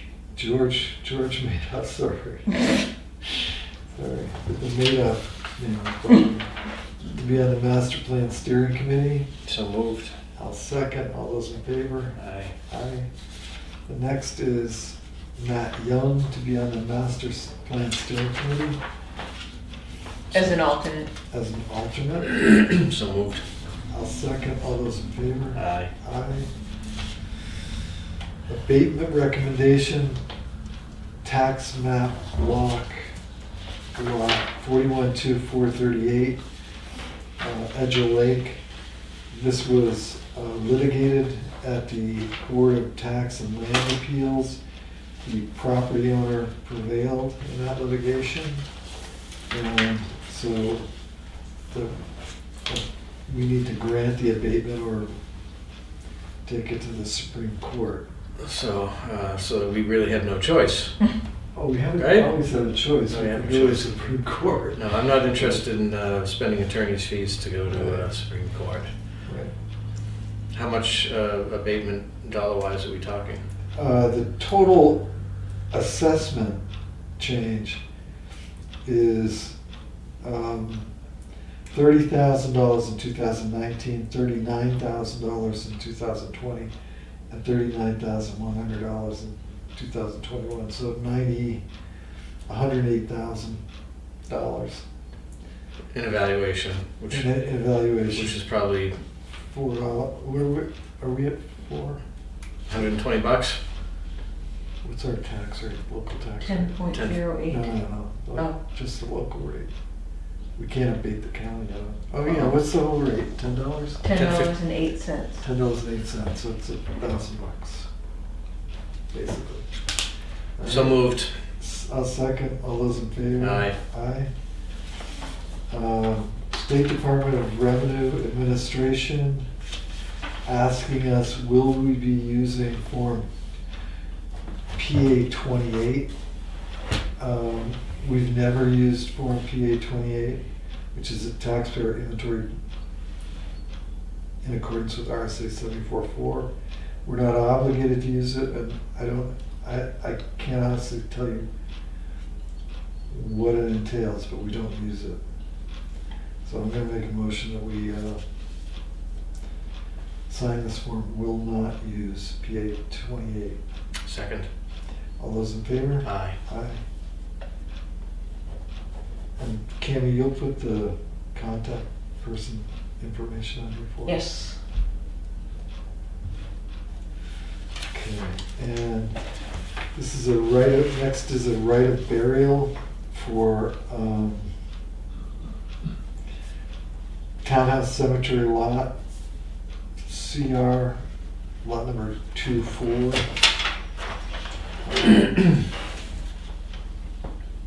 And I'll make a motion that we sign the right of burial. Second. All those in favor? Aye. And we do this because we're selling town property or rights to town property. Right. This codifies for the $150, or it's actually more now. But it will stake out the lot, and this person will, or people who are buying this will have an ownership interest in that burial space. Oh, supplemental warrant. What is this? That's Oh. because, yeah. New Hampshire Electric Department, New Hampshire Electric Cooperative, we had a settlement with them on the taxes on the poles. And that settlement was completely paid. They were given an abatement in error of $11,625. So I'm gonna sign They were given too much money, yeah, so we're getting money back from them. or it'll only get added on to their tax bill, so it isn't like they're gonna cut us a check. No, it'd be like a Till credit, next- right? Right, till next year. So I'll make a motion to sign this. Second. All those in favor? Aye. We've got a yield tax levy on timber tax due, How much? $941.67, map and lot 54-113. So moved.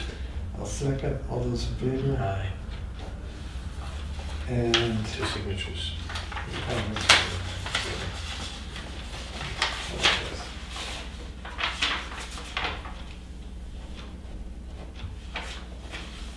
And the next is an eviction notice. 4, she wants 4 of them signed. Should. Well, that's the one that I was asking if we needed to do non-public, but we already voted on it, correct? Right. These are just the forms that we have to sign. Mm-hmm. Okay. Right, we had voted to issue an eviction notice to a person staying at 34 County Road in Tuftonville, map 15, area 1, lot 22. And this is the official eviction notice as presented to us by our attorney, I hope. Mm-hmm. Okay. So I'll make a motion that we sign this. Second. All those in favor? Aye. And there are 4 copies, so. And then It should be just that first yeah, page. these are just affidavits of service. So we're signing 4 copies.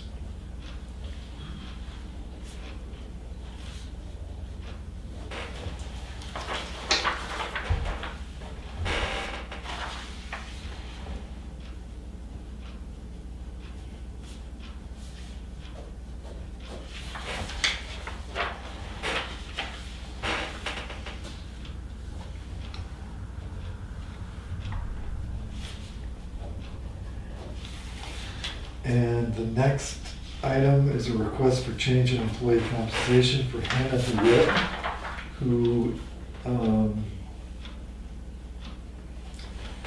has changed or agreed to become our lifeguard swim instructor. This was a discussion that we had with Denny, the head of, or the director of Parks and Recreation. So her old pay rate in 2021 was $16 an hour. Her effective pay rate now would be $20 an hour. And her department director, Dennis Zalimo, sees it within his budget to pay her that. And seeing as she's going to be the only one doing this, I think she's certainly justified in getting that. So I'll make the motion to sign. I'll second. All those in favor? Aye. Aye. Okay. We have the MS 535, which is the financial report of the budget for fiscal year ending December 31st, 2021. So this is the final financial report for 2021. Has Jack reviewed this? I believe so, yeah. And I think it's an unaudited statement, though. I should say, has our treasurer reviewed this? Right. Because we have multiple Jacks. And I was answering the treasurer question. I know you were, but some people might not. Or we're on television, or the internet. Mhm. Yeah, so I'm gonna make a motion that we sign this to submit to the state of New Hampshire. I'll second. All those in favor? Aye. Aye.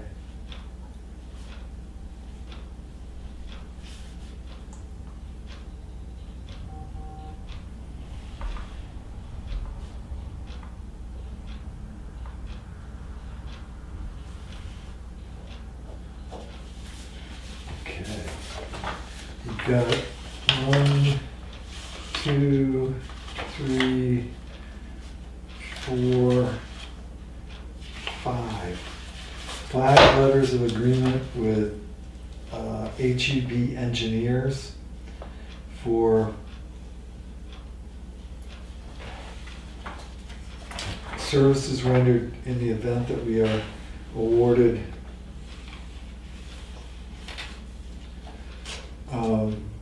And those also are waiting for that hazard mitigation form to be completed before they will grant that money. Okay. Then let's hold off on signing those until we get that. Mitigation. Because we don't have to, these are premised on the notion that we have the grant and now we're gonna do the work. And HEB is gonna be the engineer on the job. Chris Fournier did say they could start knowing that she is going to have that ready by the 15th. Yeah, but what if she That's gets why I hit? told her the first. But what if she gets hit by a bus? True. Well, Someone or will do it. what if when we supply that hazardous mitigation plan to the state, to the feds, we don't get the money? What if we get denied? I mean, I don't wanna obligate the town to $5,500 worth of engineering work on a project that we don't have the money to do. Okay. So, Yeah, we can do it on the 11th because that'll still give us enough time to get it to by the 15th. We don't meet again until the 11th. does this need to go in with the application? No. The letters of intent went in. Right. This is now the application process. All right. But they need that hazard mitigation. They being HEB. HEB? Yes. Okay. All right. So we'll wait. If it becomes an issue, then we'll sign it on Friday. Because I think we've made we've already voted on accepting this process of trying to get federal money to do some infrastructure work. Mhm. Okay. What do we have? Action. Can we, do we need to make a motion to sign it? Contingent upon the, whatever information we need, so that way we can sign it at another time? Because we've been voting to sign every single document that we sign. So if we're gonna sign this at another time, do we need to make a motion? Yeah, that's Do why that? I thought we had already made that motion, but we can re-motion it, I don't have a problem with that.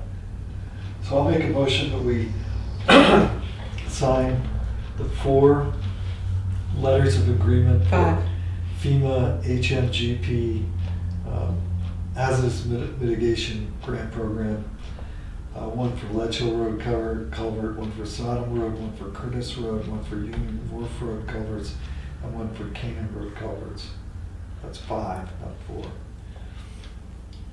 So I mean, Contingent upon, contingents upon us getting the FEMA money, but if our grant is approved, then we'll need this to be in effect as soon as possible. You sure you want to vote on this right now? You can, but I think that we're gonna have more information later. The problem that we're running into is that we're not meeting next Monday, because it's the 4th of July. yeah, that's why I'm suggesting that we make a motion to sign it at a later time when this is, you or I can come in on a Friday and sign it. Right. Once we know that this information that we're waiting for has been received. Okay. But I'm not suggesting that we sign it now. Or all 3 of you could sign it on the 11th. And that will give us time enough? Mm-hmm. Okay. Then we don't need to Then let's hold off until the 11th. withdraw your motion. My motion is withdrawn. Okay. Action items.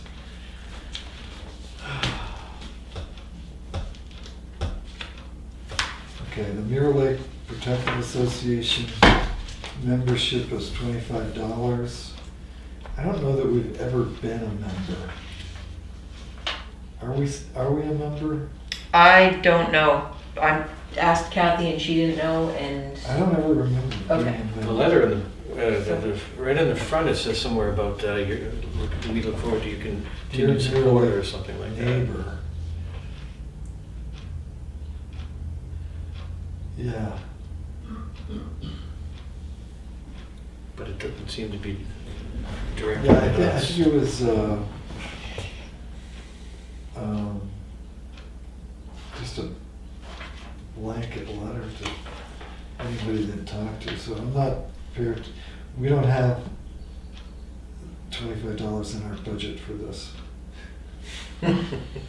Well, we don't. Come on. It would have been delineated. Okay.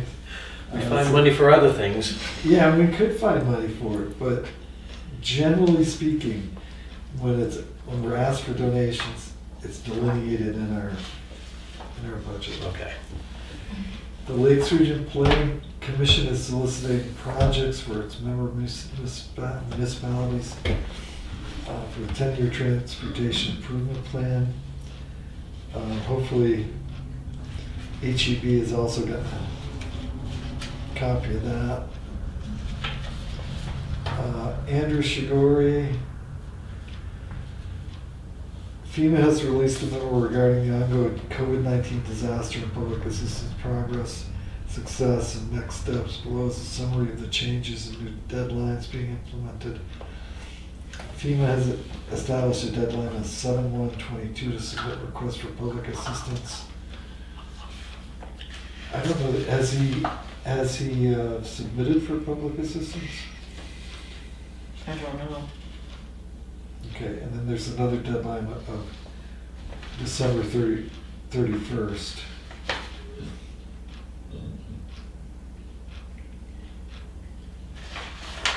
So,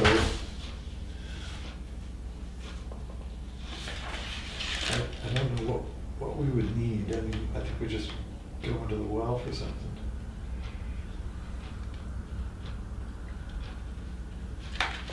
So if the chief has some need that involves COVID, have him bring it forward, but. Well, I think that that should go to both the fire and the police chief Right. Mm-hmm. and our health officer.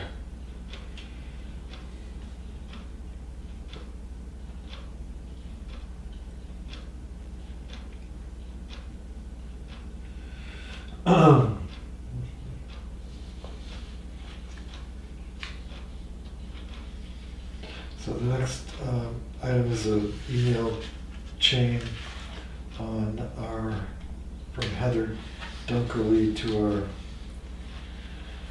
Chief of Police, this is the Emergency Management Program Grant Coordinator for New Hampshire Homeland Security and Emergency Management.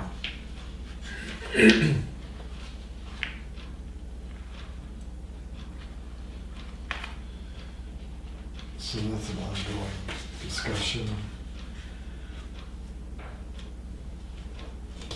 And I think the next one you already talked to him about too. Right, the extra Yeah. detail Yep. work.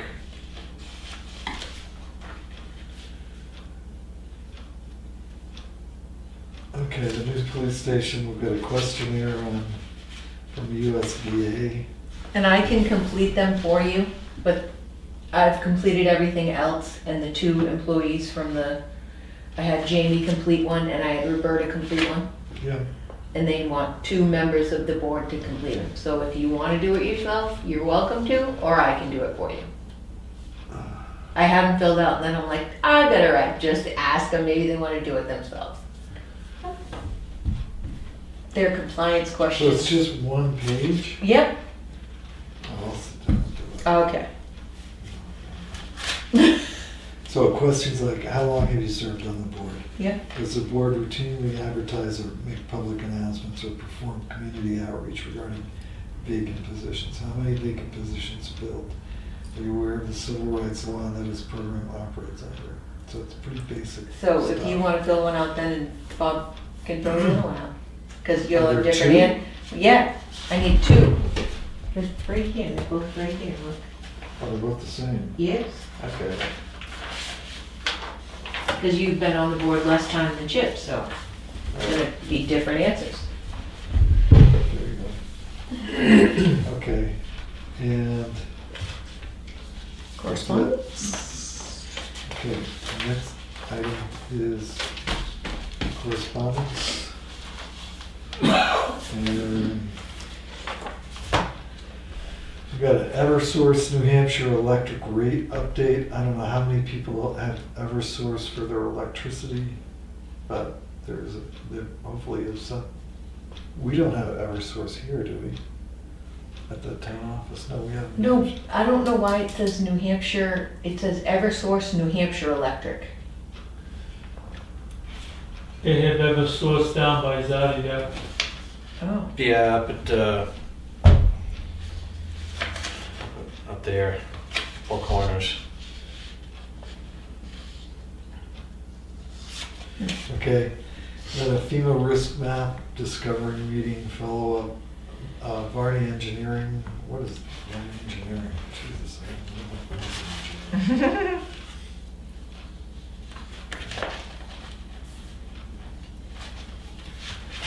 FEMA map. Oh. So that's okay, it's an application for the wetlands permit. Mhm. Dan Bernard, You said you were gonna write an Yeah, article. It's due the 1st. I know. Okay. And we have a lot subdivision by Steve Heiliger and Matt Young. So hopefully Matt will step aside. Standard dredging for the wetland. Notice of hearing on the petitioner seeking closure of 19 Bay for seaplanes in its entirety. That meeting is going to be on July 7th at the middle school. Will you be going? I don't know.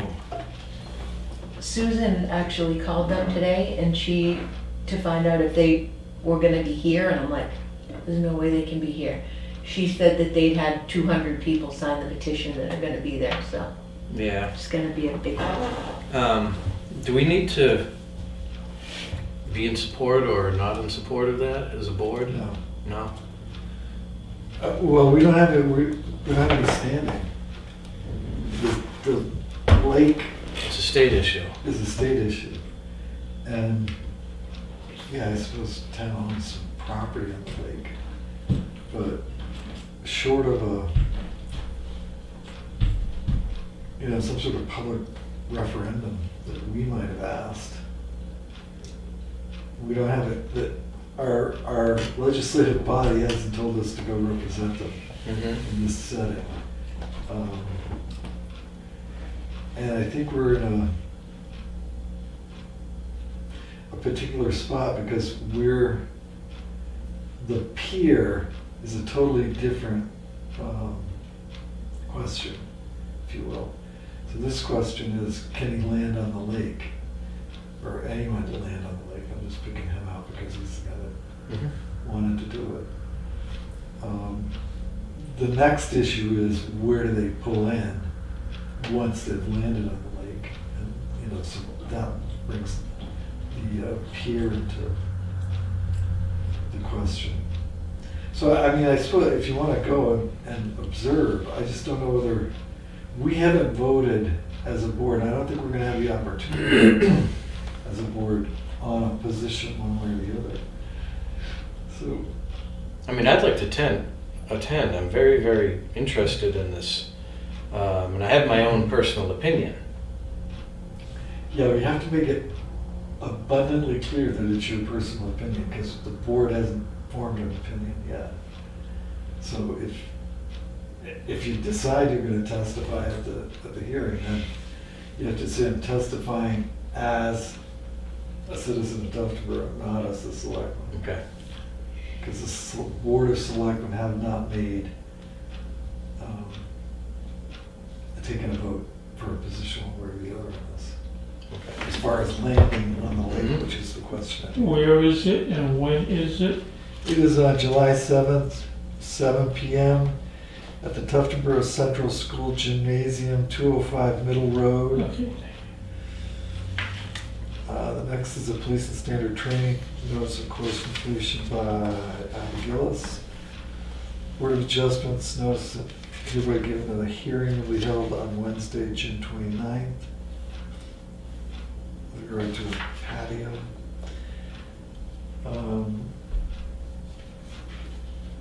This is just the next is an email chain with a homeowner on Lang Pond Road.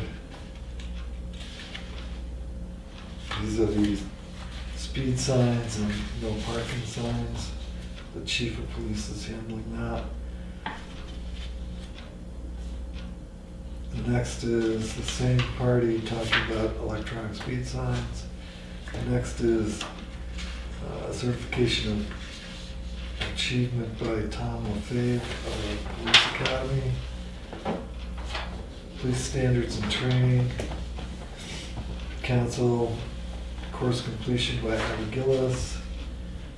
And New Hampshire Department of Environmental Services Wetland Bureau minimum impact expedited dredge and fill application for upper perennial Shannon Brook. Really? I didn't know that Shannon Brook came into Tuftonboro. Silly me. So, at any rate, Tin Mountain Conservation Center in the Tuftonboro, New Hampshire, Melvin River. Okay, that's correspondence. And selectmen's updates, anything? I had a planning board meeting last week.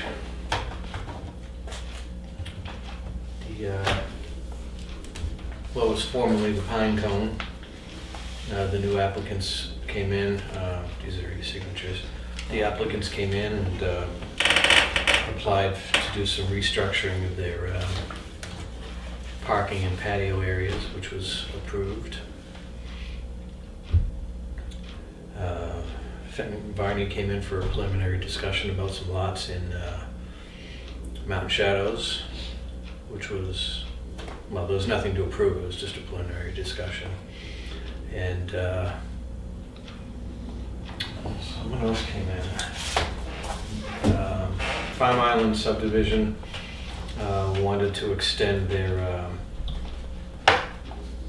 the subdivision extension request.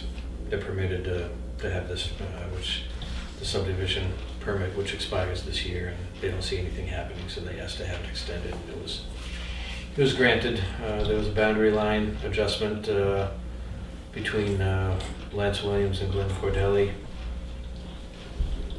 That's about it. What was there? Boundary line An adjustment. adjustment? Yeah. It was basically a trade-off of a few feet of property here for a few feet of property over here that helped negotiate an easement, a power easement. That's it. Okay, I had a chat with,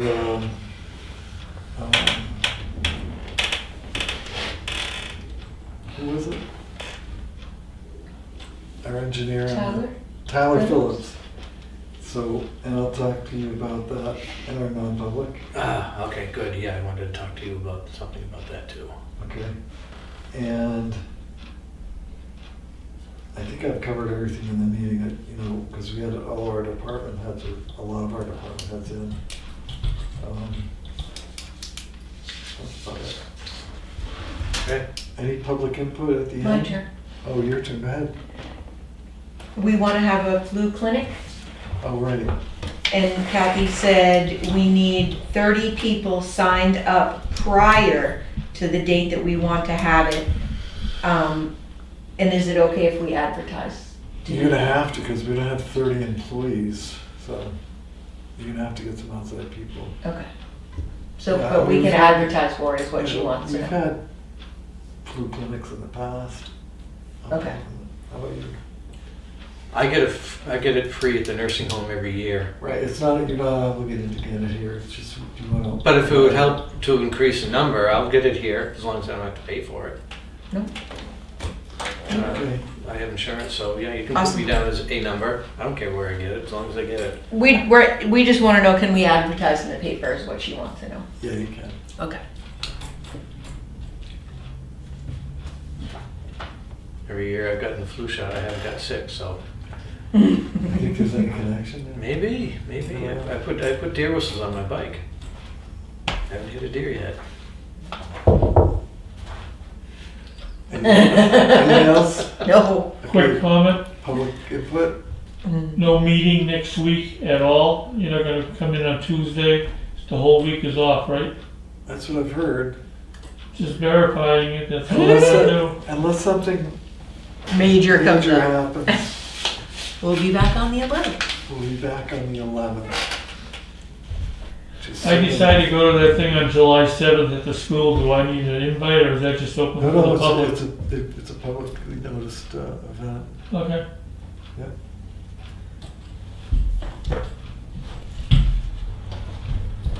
All right, I'm gonna make a motion that we move into non-public 91A3 Roman numeral 2-D. We've got contract negotiations. Second, Murray, yes. I'll be yes. Joe, yes. Yeah, good. Okay, thank you. Thank you, Joe.